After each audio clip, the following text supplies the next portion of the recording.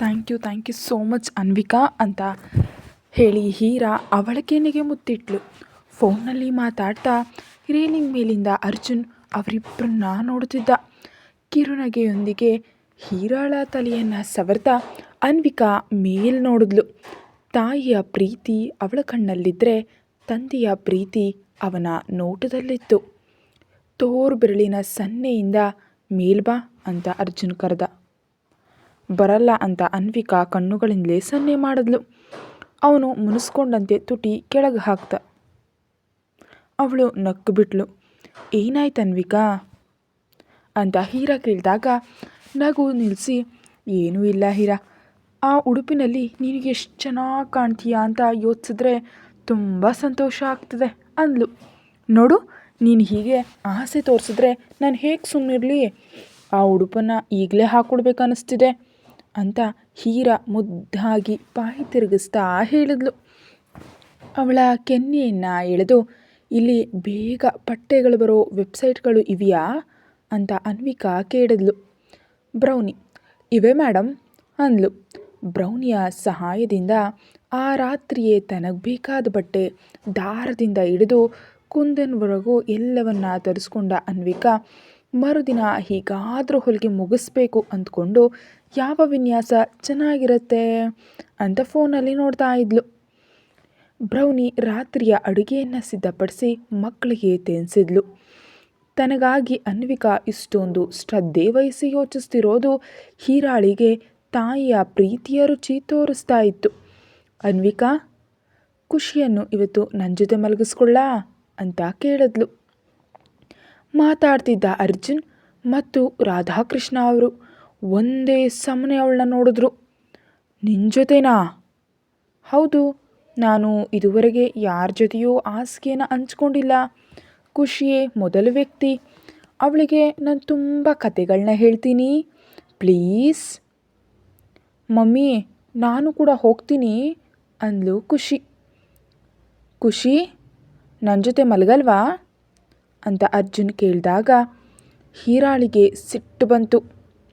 ಖುಷಿ, ನಾನಂದರೆ ಇಷ್ಟ ಇದ್ದರೆ ನನ್ನ ಹತ್ರ ಬಾ, ಇಲ್ದಿದ್ರೆ ಬೇಡ ಅಂತ ಕೋಪದಿಂದ ಅವಳು ಹೋಗ್ತಾ ಇದ್ದಾಗ ನಿನ್ನ ಜೊತೆಯೇ ಬರ್ತೀನಿ ಅಂತ ಖುಷಿ ಅವಳ ಕೈಯನ್ನು ಹಿಡಿದ್ಲು. ನಗ್ತಾ ಖುಷಿಯನ್ನು ಎತ್ಕೊಂಡ ಹೀರಾ ಅರ್ಜುನಿಗೆ ಒಂದು ಆ್ಯಟಿಟ್ಯೂಡ್ ನೋಟವನ್ನು ಬೀರಿ, ಗುಡ್ ನೈಟ್ ಅನ್ವಿಕಾ, ತುಂಬ ತಡ ಆಗಿ ಮಲಗಬೇಡ, ಬೆಳಿಗ್ಗೆ ಬೇಗ ಎದ್ದು ಕೆಲಸ ಮಾಡ್ಬೋದು, ನಾನು ನಿನಗೆ ಸಹಾಯ ಮಾಡ್ತೀನಿ ಅಂತ ಹೊರಟು ಹೋದ್ಲು. ಹೀರಾ ಹೋದ್ಮೇಲೆ ಬಂದ ರಾಧಾಕೃಷ್ಣ ಅವರು, ಅವಳು ನಿನ್ನ ಜೊತೆ ಬೆರೆತು ಹೋದ್ಲು ಅಲ್ವಾ ಅನ್ವಿಕಾ ಮಗಳೇ ಅಂದರು. ಚಿಕ್ಕ ಮಗು ತಾತಯ್ಯ, ಸ್ವಲ್ಪ ಪ್ರೀತಿ ಮತ್ತು ಕಾಳಜಿ ತೋರಿಸಿದ್ರೆ ಸಾಕು, ಪ್ರಾಣ ಕೊಡ್ತಾರೆ.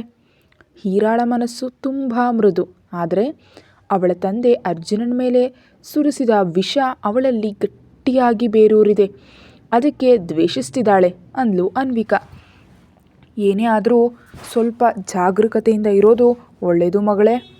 ಒಂದು ಬಾರಿ ಆದ ತಪ್ಪು ಮತ್ತೆ ನಡೆದರೆ ತಡ್ಕೊಳ್ಳೋ ಶಕ್ತಿ ನಮಗಿಲ್ಲ ಅಂತ ಅವರು ಹೊರಟು ಹೋದರು. ಹಾಲ್ನಲ್ಲಿ ಅರ್ಜುನ್ ಮತ್ತು ಅನ್ವಿಕಾ ಮಾತ್ರ ಇದ್ದರು. ನೀವು ಹೋಗಿ ಮಲಗಿ, ನಂಗೆ ಸ್ವಲ್ಪ ಕೆಲಸ ಇದೆ ಅಂತ ಅನ್ವಿಕಾ ಹೇಳ್ತಿರುವಾಗಲೇ ಅರ್ಜುನ್ ಅವಳನ್ನು ಎತ್ಕೊಂಡು ನಡೆದ. ಹೀರಾಳಿಗೆ ಅವಳ ಮಾವನ ಗುಣಗಳೇ ಬಂದಿವೆ.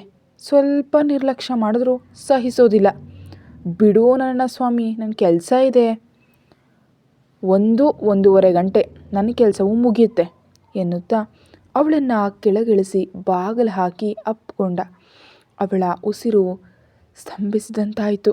ಅವನ ಆಲಿಂಗನದಲ್ಲಿದ್ದ ಪ್ರೀತಿಗೆ ಸೋತ ಅವಳು ಅವನ ಕೂದಲಲ್ಲಿ ಬೆರಳುಗಳನ್ನು ಆಡಿಸುತ್ತಾ ಸವರಿದ್ಲು. ಇಷ್ಟೊಂದು ಪ್ರೀತಿಯಿಂದಲೇ ನನ್ನನ್ನು ಬುಟ್ಟಿಗೆ ಹಾಕ್ಕೊಂಡಿದ್ದಲ್ವಾ, ಈಗ ಹೀರಾಳನ್ನು ಕೂಡ. ನಿನಗೆ ಅಷ್ಟು ತಾಳ್ಮೆ ಎಲ್ಲಿಂದ ಬರುತ್ತೆ ಅಂತ ಅವಳ ಮುಖವನ್ನು ಕೈಗೆ ತಗೊಂಡು ಅರ್ಜುನ್ ಅತಿ ಪ್ರೀತಿಯಿಂದ ನೋಡ್ದ. ಅರ್ಜುನ್ನ ಕಣ್ಣಲ್ಲಿದ್ದ ಭಾವ ಅವಳ ಮನಸ್ಸಿನಲ್ಲಿ ಅಚ್ಚೊತ್ತಿತ್ತು. 1.5 ಗಂಟೆಯ ನಂತರ ಸೊಂಟಕ್ಕೆ ಕೈ ಹಾಕಿ ಗಾಢ ನಿದ್ದೆಯಲ್ಲಿದ್ದ ಅರ್ಜುನ್ಗೆ ತೊಂದರೆ ಆಗದಂತೆ ಎದ್ದ ಅನ್ವಿಕಾ ಸೀರೆಯನ್ನು ಸರಿಪಡಿಸ್ಕೊಂಡು ಕೆಳಗೆ ಬಂದ್ಲು. ಸುಮಾರು 2 ಗಂಟೆಗಳ ಕಾಲ ಎಚ್ಚರವಾಗಿದ್ದು ಹೀರಾಳಿಗಾಗಿ ಉಡುಪನ್ನು ಸಿದ್ಧಪಡಿಸಿದ್ಲು. ಯಾವಾಗಲೂ ಬೆಳಿಗ್ಗೆ ಬೇಗ ಏಳೋ ಅಭ್ಯಾಸ ಇದ್ದ ಅರ್ಜುನ್ ಪಕ್ಕದಲ್ಲಿ ನೋಡಿದಾಗ ಅನ್ವಿಕಾ ಇರಲಿಲ್ಲ. ಹೊರಗೆ ಬಂದು ನೋಡಿದ್ರೆ ಅವಳು ಹೊಲಿಗೆ ಯಂತ್ರದ ಬಳಿಯೇ ನಿದ್ದೆ ಮಾಡ್ತಾ ಇದ್ಲು. ಅವಳಲ್ಲಿ ಅವನಿಗೆ ಇಷ್ಟ ಆಗೋದು ಅದೇ, ಯಾವುದನ್ನಾದರೂ ಮಾಡಬೇಕು ಅಂದ್ಕೊಂಡ್ರೆ ಮುಗಿಸೋವರೆಗೂ ಬಿಡೋದಿಲ್ಲ. ಕೆಳಗೆ ಬಂದು ಸಿದ್ಧವಾಗಿದ್ದ ಸುಂದರ ಉಡುಪುಗಳನ್ನು ಕಂಡು ಅವನು ಮಂತ್ರಮುಗ್ಧನಾದ. ಅನ್ವಿಕಾಗೆ ಮೊದಲು ಹೊಲಿಗೆ ಬರ್ತಾ ಇರಲಿಲ್ಲ. ಖುಷಿ ಹುಟ್ಟಿದ ಮೇಲೆ ಅವಳಿಗಾಗಿಯೇ ಕಲಿತು ಅವಳಿಗೆ ಡ್ರೆಸ್ ಡಿಸೈನ್ ಮಾಡ್ತಾ ಇದ್ಲು ಅಂತ ಅವನಿಗೆ ಗೊತ್ತು. ಆದರೆ ಇಷ್ಟು ಸುಂದರವಾಗಿ ಮಾಡ್ತಾಳೆ ಅಂತ ಅವನು ಊಹಿಸೇ ಇರಲಿಲ್ಲ. ಅನ್ವಿಕಾಳ ಕೆನ್ನೆಯನ್ನು ಮೆಲ್ಲನೆ ತಟ್ಟಿ ಎಬ್ಬಿಸ್ದ. ನಿದ್ದೆ ಇಲ್ಲದ ಸುಸ್ತಾಗಿದ್ದ ಅವಳ ಕಣ್ಣುಗಳು ಕೆಂಪು ಕಮಲದಂತೆ ಇದ್ವು. ಸಮಯ ನೋಡಿ 5:30. ಅಷ್ಟರಲ್ಲೇ ಎದ್ರಾ? ಕಾಫಿ ಕೊಡ್ಲಾ ಅನ್ನುತ್ತಾ ಮೈ ಮುರಿತಿದ್ದ ಅವಳ ಅಂದಕ್ಕೆ ಅವನು ಮರುಳಾದ. ಅವಳು ಕೂದಲು ಕಟ್ತಿದ್ದಾಗ ಅವನು ಅವಳಲ್ಲೇ ಸಿಕ್ಕಿಬಿದ್ದ. ಅರ್ಜುನ್ ಉಡುಪನ್ನು ನೋಡ್ತಿದ್ದಾಗ ಮುಖ ತೊಳೆದು ಅಡುಗೆ ಮನೆಗೆ ಹೋಗ್ತಿದ್ದ. ಅವಳ ಹಿಂದೆ ಅರ್ಜುನ್ ಹೋದ. ಅನ್ವಿಕಾಳನ್ನು ಎತ್ತಿ ಕಟ್ಟೆ ಮೇಲೆ ಕೂರಿಸ್ದ. ಅವನೇ ಹಾಲು ಕಾಯಿಸೋದಕ್ಕೆ ಸ್ಟವ್ ಮೇಲಿಟ್ಟ.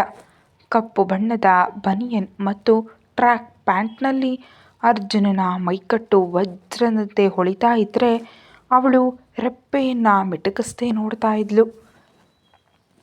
ಅವಳ ಮುಖದ ಮೇಲೆ ನೀರು ಚಿಮುಕಿಸಿ, ಏನಾಯಿತು ಅಂದ. ತುಂಬ ಸಣ್ಣಗಾಗಿದ್ದೀರಾ ನೀವು ಅಂದ್ಲು ಅನ್ವಿಕಾ. ಅವನು ಅವಳ ಹತ್ತಿರ ಬಂದು, ನಿನಗೆ ಹೇಗೆ ಗೊತ್ತು ಅಂದ. ಅಷ್ಟೇ, ನನಗೆ ಗೊತ್ತಾಗುತ್ತೆ. ಇದುವರೆಗೆ ಶರ್ಟ್ ತುಂಬ ಬಿಗಿಯಾಗ್ತಿತ್ತು, ಈಗ ಆ ಸ್ನಾಯುಗಳು ಇಲ್ಲ. ಅದು ಸ್ನಾಯು ಅಲ್ಲ ಅನ್ವಿಕಾ, ಕೊಬ್ಬು. ನಿನ್ನ ಕೈ ಅಡುಗೆ ತಿಂದು ಬೆಳೆದಿದ್ದ ಕೊಬ್ಬು. ಇಲ್ಲಿ ಬರೀ ತರಕಾರಿ ಊಟ ಮಾಡಿದ್ರಿಂದ ಅದು ಕರಗು ಹೋಗಿದೆ. ಸುಳ್ಳು. 3 ಹೊತ್ತು ತಿನ್ನೋ ಮನುಷ್ಯ 1 ಹೊತ್ತು ತಿಂದರೆ ಸಣ್ಣಗಾಗದೇ ಇರ್ತಾರಾ? ಬ್ರೌನಿ ಹೇಳಿದ್ಲಾ? ಯಾಕೆ ನಿನಗೆ ನೀನೇ ಹೀಗೆ ಶಿಕ್ಷೆ ಕೊಟ್ಕೊಂಡೆ? ಅರ್ಜುನ್ ಏನೂ ಮಾತಾಡಲಿಲ್ಲ. ಅವಳಿಗೆ ಕಾಫಿ ಕಪ್ ನೀಡಿ ತಾನು ಕುಡಿಯುತ್ತಾ, ಇವತ್ತು ಏನು ಪ್ಲ್ಯಾನ್ ಅಂತ ಕೇಳ್ದ. ಮಗುವಿಗೆ ಒಡವೆ ತಗೋಬೇಕು, ಕರ್ಕೊಂಡು ಹೋಗ್ತೀರಾ? ನಾನು ಅವನ್ನೆಲ್ಲ ನೋಡಿಲ್ಲ, ಪ್ಲೀಸ್ ನನಗೋಸ್ಕರ. ಸರಿ, ಮತ್ತೆ ನನಗೇನು ಕೊಡ್ತೀಯಾ ಅಂತ ಕಣ್ಣು ಸನ್ನೆ ಮಾಡ್ದ. ನನ್ನ ಹತ್ರ ಕೊಡೋದಕ್ಕೇನಿದೆ ಅಂತಿರುವಾಗಲೇ ಅನ್ವಿಕಾಳ ಸೊಂಟ ಹಿಡಿದು ತನ್ನ ಹತ್ರ ಎಳ್ಕೊಂಡು ಅವಳ ತುಟಿಗಳಿಗೆ ಮುತ್ತಿಟ್ಟ. ಬೆಲೆ ಕಟ್ಟಲಾಗದ ಅಮೃತ ನಿನ್ನತ್ರ ಇದೆ, ಇದನ್ನು ಕೊಟ್ಟರೆ ಸಾಕು ಅಂದಾಗ ಅನ್ವಿಕಾಳ ಕೆನ್ನೆಗಳು ನಾಚಿಕೆಯಿಂದ ಕೆಂಪಾದವು. ಅಮ್ಮೋ, ಮಕ್ಕಳು ಎಚ್ಚರ ಆಗ್ತಾರೆ, ಬೇಡ ಅರ್ಜುನ್. ಈಗಲೇ ಎದ್ದೇಳಲ್ಲ, 1 ಗಂಟೆ ಬೇಕು ಎನ್ನುತ್ತಲೇ ಅನ್ವಿಕಾಳನ್ನು ಕೋಣೆಗೆ ಕರ್ಕೊಂಡು ಹೋಗಿ ಬಾಗಿಲನ್ನು ಹಾಕಿ ಬನಿಯನನ್ನು ತೆಗೆದ. ಅವನ ಕಣ್ಣಿನ ತೀವ್ರತೆಗೆ ಅನ್ವಿಕಾ ಮೈ ಮರೆತಳು. ಅವಳ ಸೀರೆಯನ್ನು ಸರಿಸಿ ಅವಳನ್ನು ಎತ್ಕೊಂಡು ಸ್ನಾನದ ಮನೆಗೆ ಹೋದ. ಬಿಸಿ ನೀರು ಮೈ ಮೇಲೆ ಬೀಳ್ತಾ ಇರುವಾಗ ಇಬ್ಬರು ಪ್ರೀತಿಯ ಸುಧೆಯಲ್ಲಿ ಮಿಂದು ಹೋದರು. ಸುಮಾರು 1 ಗಂಟೆ ನಂತರ ಇಬ್ಬರು ತಯಾರಾಗಿ ಬಂದರು. ಅಷ್ಟರಲ್ಲಿ ಎದ್ದಿದ್ದ ಹೀರಾ ಅನ್ವಿಕಾ ಹೊಲಿದಿದ್ದ ಉಡುಪನ್ನು ನೋಡಿ ಸಂತೋಷದಿಂದ ಹಾರಾಡಿದ್ಲು. ಅಂದು ಅರ್ಜುನ್ ಜೊತೆಯಲ್ಲೇ ಇದ್ದು ಜ್ಯುವೆಲರಿ ಶಾಪ್ಗೆ ಕರ್ಕೊಂಡು ಹೋಗಿ ಅವಳಿಗೆ ಬೇಕಾದ ಒಡವೆಗಳನ್ನು ಕೊಡಿಸ್ದ. ಈ ನಡುವೆ ಅನ್ವಿಕಾ ಹೀರಾಳಿಗೆ ಹತ್ತಿರ ಆದರೆ ಖುಷಿ ಅರ್ಜುನನಿಗೆ ಹತ್ತಿರ ಆದ್ಲು. ಅರ್ಜುನನ ಕತ್ತಿಗೆ ಕೈ ಹಾಕಿ ಅಂಟ್ಕೊಂಡಿದ್ದ ಖುಷಿಯನ್ನು ನೋಡಿ ಅನ್ವಿಕಾ ಮನಸಾರೆ ನಕ್ಕಿದ್ಲು. ಊಟವನ್ನು ಹೊರಗೆ ಮುಗಿಸಿ ಸಂಜೆ ಮನೆಗೆ ಬಂದರು. ಆ ರಾತ್ರಿ ಊಟದ ನಂತರ ಅನ್ವಿಕಾ ತಾನೇ ಸ್ವತಃ ಕೇಕನ್ನು ಸಿದ್ಧಪಡಿಸಿ ಕೋಣೆಯ ಅಲಂಕಾರವನ್ನು ಶುರು ಮಾಡಿದ್ಲು. ಹೀರಾ ಮತ್ತು ಖುಷಿ ಗಾಢ ನಿದ್ದೆಯಲ್ಲಿದ್ದಾಗ 10 ಗಂಟೆಗೆ ಅವರು ಕೋಣೆಗೆ ಹೋದ ಅನ್ವಿಕಾ ಸದ್ದಿಲ್ಲದಂತೆ ಬಲೂನ್ಗಳಿಗೆ ಗಾಳಿ ತುಂಬಿ ಅಲಂಕರಿಸ್ತಿದ್ಲು. ಕೆಲಸದಲ್ಲಿ ಮಗ್ನಳಾಗಿದ್ದ ಅನ್ವಿಕಾಳ ಸೊಂಟಕ್ಕೆ ಯಾರೋ ಕೈ ಹಾಕಿದಂತಾಗಿ ಅವಳು ಕೂಗಲು ಹೋದವಳು ತಡ್ಕೊಂಡು ಹಿಂದೆ ನೋಡಿದ್ಲು. ಅರ್ಜುನ್ ನಗ್ತಾ ನಿಂತಿದ್ದ. ಅವಳು ತುಟಿ ಬಿಗಿದು ನೋಡಿದ್ಲು. ನನ್ನ ಕರೆದಿದ್ರೆ ಬರ್ತಿದ್ದೆ ಅಲ್ವಾ, ಯಾಕೊಬ್ಳೆ ಕಷ್ಟಪಡ್ತಿದ್ಯಾ? ಬೆಳಿಗ್ಗೆಯಿಂದ ಡ್ರೈವಿಂಗ್ ಮಾಡಿ ಸುಸ್ತಾಗಿರ್ತೀರಾ ಅಂತ ಕರೀಲಿಲ್ಲ. ಅವಳ ಹಣೆಗೆ ಹಣೆ ಹಚ್ಚಿ, ರಾತ್ರಿ ಇಡೀ ಡ್ರೈವಿಂಗ್ ಮಾಡಿದ್ರೂ ಸುಸ್ತಾಗದವನು ನಾನು ಕಾರ್ ಓಡಿಸೋದಕ್ಕೆ ಸುಸ್ತಾಗ್ತೀನಾ ಅಂದ. ಅನ್ವಿಕಾ ಅವನ ಬಾಯಿ ಮುಚ್ಚಿ, ಏನು ಮಾತುಗಳಿವು, ಮಕ್ಕಳು ಎದ್ದೇಳ್ತಾರೆ ಅಂದ್ಲು. ಅವಳ ಹಸ್ತಕ್ಕೆ ಮುತ್ತಿಟ್ಟು, ಮಮ್ಮಿ ಡ್ಯಾಡಿ ಮಾತಾಡ್ತಿದ್ದಾರೆ ಅಂತ ನಗ್ತಾರಷ್ಟೇ ಅಂತ ಅರ್ಜುನ್ ನಕ್ಕ. ಇಬ್ಬರು ಗುಸುಗುಸು ಮಾತನಾಡತ್ಲೇ ಇಡೀ ಕೋಣೆಯನ್ನು ಅಲಂಕರಿಸಿದ್ರು. ಸಮಯ 12 ಗಂಟೆ ಆಗಲು ಇನ್ನು 10 ನಿಮಿಷ ಬಾಕಿ ಇತ್ತು. ನಾನು ಹೋಗಿ ಕೇಕ್ ತರ್ತೀನಿ ಅಂತ ಅನ್ವಿಕಾ ಹೋದ್ಲು. ಈಗಲೇ ಕಟ್ ಮಾಡಿದ್ರೆ ಹೇಗೆ, ಬೆಳಿಗ್ಗೆ ಮಾಡೋಣವಾ ಅಂದ್ಲು. ಇಲ್ಲ, ಎರಡೂ ರುಚಿಗಳಲ್ಲಿ ಮಾಡಿದ್ದೀನಿ ಅಂತ ಅವಳು ಅವರನ್ನು ಎಬ್ಸೋದಕ್ಕೆ ಹೋದ್ಲು. ಖುಷಿಯನ್ನು ತಬ್ಬಿ ಮಲಗಿದ್ದ ಹೀರಾಳ ಮುಂದೆ ಕುಳಿತ ಅವಳ ತಲೆ ಸವರ್ದ ಅರ್ಜುನ್. ನನ್ನ ಸ್ತ್ರೀಯ ರಕ್ತ ಕಣಮ್ಮ ನೀನು ಹುಟ್ಟಿದ ದನವೇ ನಿನ್ನ ತಂದೆ ನಿನ್ನ ತಾಯಿಯನ್ನು ಕೊಂದ ಅಂತ ನಿನಗೆ ಹೇಗೆ ಹೇಳಿ? ಅಂಥವನನ್ನು ನೀನು ದೇವರು ಅಂತ ಕಾಣ್ತಿರೋದನ್ನು ನೋಡಿ ನನ್ನ ರಕ್ತ ಕುದೀತಾ ಇದೆ. ಇನ್ನು 4 ದಿನದಲ್ಲಿ ನಿನ್ನನ್ನು ಇಂಡಿಯಾಗೆ ಕರ್ಕೊಂಡು ಹೋಗ್ತೀನಿ ಅಂತ ತಿಳಿದ್ರೆ ನೀನು ಗಲಾಟೆ ಮಾಡ್ತೀಯ. ಅದಕ್ಕೆ ಹೇಳದೆ ನಿನ್ನನ್ನು ಕರ್ಕೊಂಡು ಹೋಗೋದಕ್ಕೆ ವ್ಯವಸ್ಥೆ ಮಾಡಿದ್ದೀನಿ ಅಂತ ಹೀರಾಳ ಕೆನ್ನೆಗೆ ಮುತ್ತಿಟ್ಟ. ನಿದ್ದೆಯಲ್ಲಿ ಹೊರಳಾಡಿದ ಹೀರಾ ಪಕ್ಕದಲ್ಲೇ ಇದ್ದ ಅರ್ಜುನನ ಕತ್ತಿಗೆ ಕೈ ಹಾಕಿದ್ಲು. ಮೊದಲ ಬಾರಿಗೆ ಹೀರಾ ತನಗೆ ಹತ್ತಿರ ಬಂದಿದ್ದನ್ನು ಕಂಡು ಅರ್ಜುನನ ಕಣ್ಣು ತುಂಬಿ ಬಂತು. ಕೇಕ್ ತಂದ ಅನ್ವಿಕಾ ಆ ದೃಶ್ಯ ನೋಡಿ ತೊಂದರೆ ಕೊಡಬಾರ್ದಂತ ಸುಮ್ಮನೆ ನಿಂತಳು. ಗಡಿಯಾರದಲ್ಲಿ ಸರಿಯಾಗಿ 12 ಗಂಟೆ ಆಯಿತು. ಹುಟ್ಟುಹಬ್ಬದ ಶುಭಾಶಯಗಳು ಬಂಗಾರ ಅಂತ ಅರ್ಜುನ್ ಹೀರಾಳಿಗೆ ಮುತ್ತಿಟ್ಟ. ಅದೆಲ್ಲವನ್ನ ಫೋನ್ನಲ್ಲಿ ಸೆರೆ ಹಿಡಿದ ಅನ್ವಿಕಾ ಅರ್ಜುನನ ಹತ್ತಿರ ಬಂದಳು. ಅವನು ಅವಳ ಕೈಗೆ ಮುತ್ತಿಟ್ಟು, ನೀನೇ ಎಪ್ಸು, ನನ್ನ ನೋಡಿದ್ರವಳು ಸಿಟ್ಟು ಮಾಡ್ತಾಳೆ. ಅವಳ ಹುಟ್ಟುಹಬ್ಬದ ದಿನ ಮೊದಲಿಗೆ ನಿನ್ನ ಮುಖವನ್ನೇ ನೋಡಲಿ ಅಂತ ಅರ್ಜುನ್ ಅಲ್ಲಿಂದ ಹೋದ. ಅನ್ವಿಕಾ ಹೀರಾಳನ್ನು ಎಪ್ಸಿದ್ಲು. ನಿದ್ದೆಯಲ್ಲಿದ್ದ ಅವಳು ಅಂದ್ಲು. ಹುಟ್ಟುಹಬ್ಬದ ಶುಭಾಶಯಗಳು ಬಂಗಾರ ಅಂತ ಅರ್ಜುನ್ ಮುತ್ತಿಟ್ಟು ಕೆನ್ನೆಗೆ ತಾನೂ ಮುತ್ತಿಟ್ಲು. ಹೀರಾ ಕಣ್ಬಿಟ್ಟು ಕೋಣೆಯ ಅಲಂಕಾರ ನೋಡಿ ಸಂಭ್ರಮದಿಂದ ಅನ್ವಿಕಾಳನ್ನು ಅಪ್ಕೊಂಡ್ಳು. ರೈನ್ಬೋ ವಿನ್ಯಾಸದ ಕೇಕ್ ಮತ್ತು ತನ್ನ ಹೆಸರನ್ನು ಕಂಡು ಹೀರಾಳಿಗೆ ತುಂಬಾ ಖುಷಿಯಾಯಿತು. ಕಟ್ ಮಾಡೋಣವಾ ಅಂತ ಅನ್ವಿಕಾ ಕೇಳಿದಾಗ, ನಾವಿಬ್ರೇನಾ ಅಂದ್ಲು ಹೀರಾ. ನೀನು ಒಪ್ಪಿದ್ರೆ ಸರ್ ಅವ್ರನ್ನ ಕರಿತೀನಿ ಅಂದ್ಲು ಅನ್ವಿಕಾ. ಬೇಡ, ತಾತಯ್ಯ ಮತ್ತು ಬ್ರೌನಿನ ಕರೀರಿ, ನಾನು ಖುಷಿಯನ್ನು ಎಬ್ಬಿಸ್ತೀನಿ ಅಂತ ಹೀರಾ ಹೇಳಿದ್ಲು. ಅವಳ ಮಾತನ್ನು ಮೀರದ ಅನ್ವಿಕಾ ಎಲ್ಲರನ್ನ ಕರೆದ್ಲು. ಎಲ್ಲರೂ ಬಂದ ಮೇಲೆ ಕೇಕ್ ಕಟ್ ಮಾಡುವಾಗ ಖುಷಿ ಕೇಳಿದ್ಲು, ಮಮ್ಮಿ ಡ್ಯಾಡಿ ಎಲ್ಲಿ ಅಂತ. ಖುಷಿ ಅರ್ಜುನನ ಡ್ಯಾಡಿ ಅಂತ ಕರೆಯೋದು ಹೀರಾಳಿಗೆ ಯಾಕೋ ಇಷ್ಟ ಆಗಲಿಲ್ಲ. ಡ್ಯಾಡಿ ಮಲಗಿದಾರ ಬಂಗಾರ, ಅವರು ಬರಲ್ವಾ? ಅನ್ವಿಕಾ ಹೀರಾಳನ್ನು ನೋಡಿದ್ಲು. ಯಾರೂ ಏನೂ ಮಾತಾಡಲಿಲ್ಲ. ಅಕ್ಕ, ಡ್ಯಾಡಿ ನಿಮಗಾಗಿ ಇದೆಲ್ಲ ಮಾಡಿದಾರಲ್ವಾ, ಅವರ ಶುಭಾಶಯ ಯಾಕೆ ಬೇಡ? ಡ್ಯಾಡಿ ತುಂಬ ಒಳ್ಳೆಯವರು, ನನ್ನನ್ನು ತುಂಬ ಚೆನ್ನಾಗಿ ನೋಡ್ಕೊಳ್ತಾರೆ, ಅವರಿಲ್ಲದೆ ನಾನು ಕೇಕ್ ತಿನ್ನಲ್ಲ ಅಂತ ಖುಷಿ ಹಠ ಮಾಡಿದ್ಲು. ನನಗೆ ಡ್ಯಾಡಿ ಬೇಕು ಅಂತ ಖುಷಿ ಗಟ್ಟಿಯಾಗಿ ಹೇಳಿದಾಗ ಹೀರಾ ಅನ್ವಿಕಾಳನ್ನು ನೋಡಿದ್ಲು. ಕರೀಲಾ ಅಂದ್ಲು ಅನ್ವಿಕಾ. ಹೀರಾ ತಲೆ ಅಲ್ಲಾಡಿಸಿದ್ಲು. 4 ನಿಮಿಷಕ್ಕೆ ಕೈಯಲ್ಲಿ ಒಂದು ಪೆಟ್ಟಿಗೆಯೊಂದಿಗೆ ಅರ್ಜುನ್ ಬಂದ. ಅವನು ಬಂದಿದ್ದರಿಂದ ಹೀರಾಳ ಕೋಪ ಸ್ವಲ್ಪ ಕಡಿಮೆಯಾದರೂ ತೋರಿಸ್ಕೊಳ್ಳಿಲ್ಲ. ಕೇಕ್ ಕಟ್ ಮಾಡಿದ್ಲು. ಎಲ್ಲರೂ ಹಾಡಿ ಶುಭಾಶಯವನ್ನು ತಿಳಿಸಿದ್ರು. ಎಲ್ಲರೂ ಅವಳಿಗೆ ಕೇಕ್ ತಿನ್ನಿಸಿದ ನಂತರ ಅರ್ಜುನ್ ಒಂದು ಸಣ್ಣ ತುಂಡು ಕೇಕ್ ಹೀರಾಳ ಬಾಯಿಗಿಟ್ಟ. ಅವಳು ಬೇಡ ಅನ್ನದೇ ತಿಂದ್ಲು. ಅವನು ಅವಳ ಹಣೆಗೆ ಮುತ್ತಿಟ್ಟು, ಇನ್ನೂ ಹೆಚ್ಚಿನ ಸುಖ ಸಂತೋಷಗಳು ನಿನಗೆ ಸಿಗಲಿ ಅಂತ ಹರಸಿ ಗಿಫ್ಟ್ ಬಾಕ್ಸನ್ನು ನೀಡಿ ಅಲ್ಲಿಂದ ಹೋದ. ರಾಧಾಕೃಷ್ಣ ಅವರು ಮ್ಯಾನ್ಮಾರ್ ಮಾಲ್ನಲ್ಲಿ ಕೊಂಡ ಸಿಂಡ್ರೆಲಾ ಗೊಂಬೆಗಳನ್ನ ನೀಡಿದ್ರು. ಬೆಳಿಗ್ಗೆ ಬೇಗ ಏಳಬೇಕು ಅಂತ ಅನ್ವಿಕಾ ಹೇಳಿದಾಗ ಹೀರಾ ಸರಿ ಅಂದ್ಲು. ಎಲ್ಲರೂ ಹೋದ ಮೇಲೆ ಹೀರಾ ಅರ್ಜುನ್ ಹಿಡಿದ ಗಿಫ್ಟ್ ಬಾಕ್ಸನ್ನು ತೆರೆದ್ಲು. ಅದರಲ್ಲಿ ಹೀರಾಳಿಗೆ ತುಂಬ ಇಷ್ಟ ಆದ ವಯಲಿನ್ ಇತ್ತು. ಅದನ್ನು ಕಂಡು ಅವಳ ಮುಖದಲ್ಲಿ ಆನಂದ ಮತ್ತು ಆಶ್ಚರ್ಯ ಅದನ್ನು ಸವರ್ತಾ ಇದ್ದರೆ ಅವಳ ಕಣ್ಣಲ್ಲಿ ನೀರು ತುಂಬಿತು. ತನಗೆ ಪಿಟೀಲು ಇಷ್ಟ ಅಂತ ಅರ್ಜುನ್ಗೆ ಹೇಗೆ ತಿಳಿತು?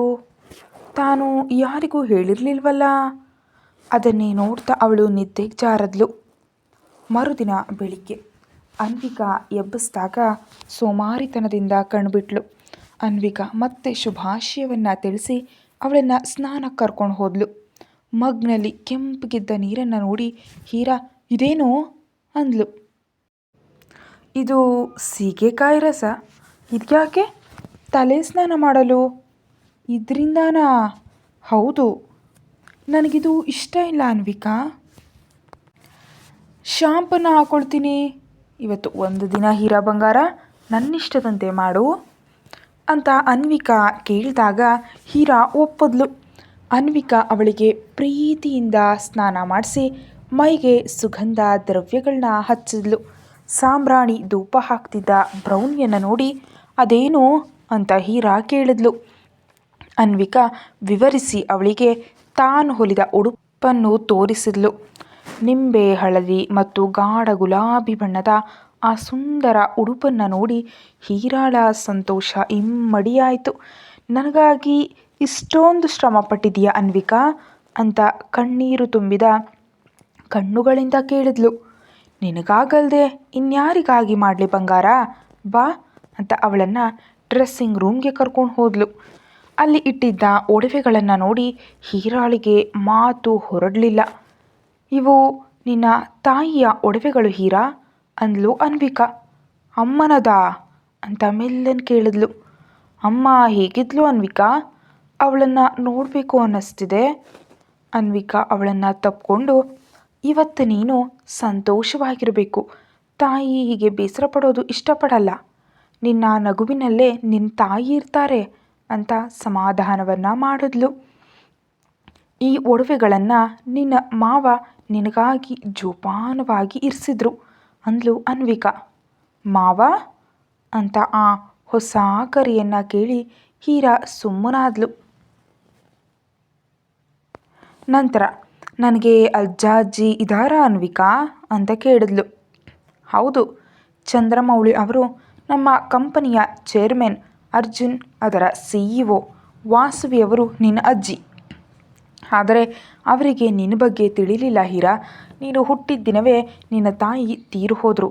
ನಿನ್ನ ತಂದೆ ನಿನ್ನನ್ನು ಕದ್ದು ಕರ್ಕೊಂಡು ಹೋದರು. ಸುಳ್ಳು. ಡ್ಯಾಡಿ ಯಾಕೆ ಹಾಗೆ ಮಾಡ್ತಾರೆ? ಹಾಗಿದ್ರೆ ನಿಮ್ಮ ಅಮ್ಮನ ಜೊತೆ ಯಾಕಿರಲಿಲ್ಲ ಅಂತ ಕೇಳಿದ್ಯಾ? ಅರ್ಜುನ್ ಬರೋದಕ್ಕೆ ಬಿಡಲಿಲ್ವಂತೆ ಅಲ್ವಾ? ಅವನೇ ಅಮ್ಮ ಮತ್ತು ಅಪ್ಪನನ್ನು ದೂರ ಮಾಡಿದ್ದು. ಹಾಗಿದ್ರೆ ನಿಮ್ಮ ಅಮ್ಮನ ಜೊತೆ ಇದ್ದ ಫೋಟೋಗಳನ್ನಾದರೂ ಕೇಳಿದೆಯಾ? ಅನ್ವಿಕಾಳ ಈ ಪ್ರಶ್ನೆಗೆ ಹೀರಾಳ ಹತ್ರ ಉತ್ತರ ಇರಲಿಲ್ಲ.